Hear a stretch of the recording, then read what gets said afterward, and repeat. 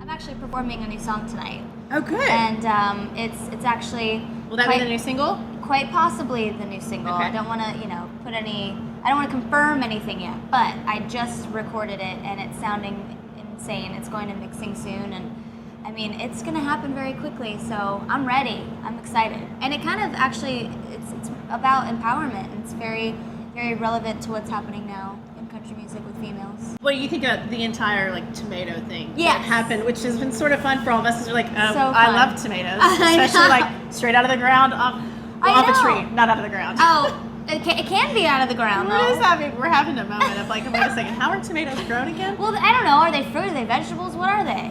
Either way, it doesn't matter. It We doesn't love matter. them. So They're delicious. It's fine. But you think about that, that comment and kind of the controversy that it stirred.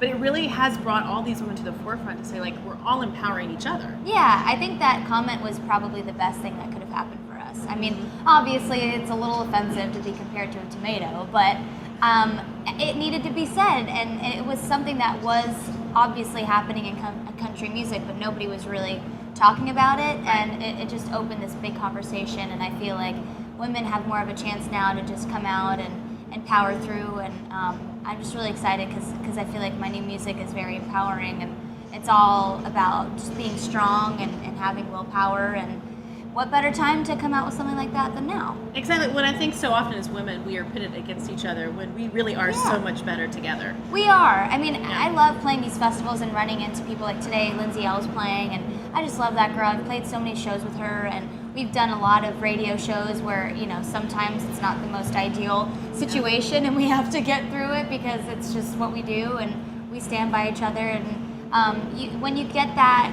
vibe back from another female, it makes you feel like, okay, I'm not alone in this, we're all going to stick together. So.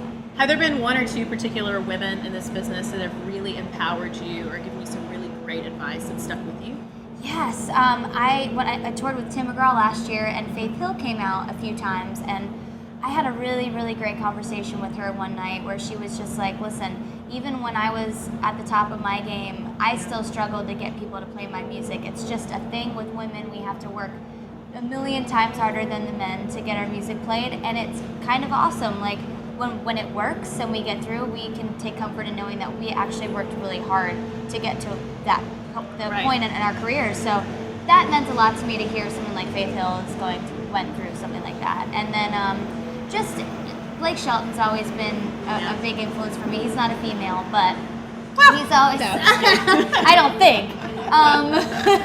But he's always, giving me such great pep talks and just let me know that he's there for me and he's on my side. But all the females, I've gotten along with everybody. Everybody's so sweet. Everybody really does. We all come together. Yeah. I think that's the really beautiful thing about country music. We're awesome. Hello, obviously. But we did ask the fans what they wanted to know. That's right.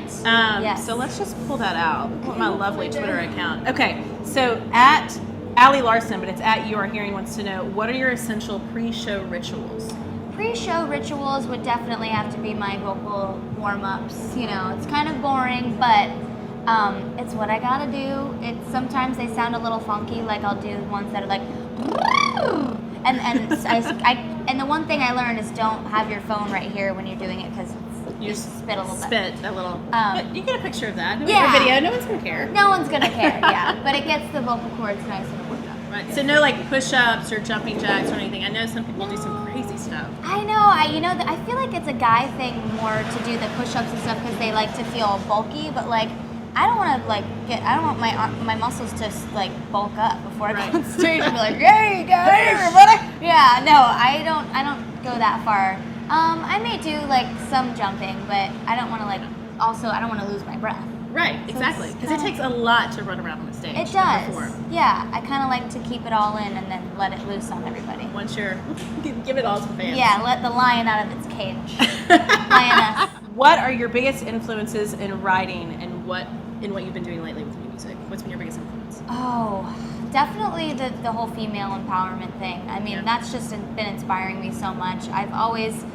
I've never been afraid to show my vulnerable side, and I think my last album showed that. There's a lot of songs about heartbreak and about my parents' divorce, a lot of things that are very exposing. But with this new stuff, I'm really I'm coming into my own as a woman, and I feel like I'm not afraid to show some grit, some sassiness, and I think people are going to see a different side of me, which is cool. I love that. Yoo-hoo! We love some grit and some sassy around here. Yeah, love that. Well, it's so great to see you. Cannot You wait to see the performance today and hear the new music. Yes. You guys go ahead and pre-order it as soon as it's available. Yes, Honestly. please. All right, back to you guys.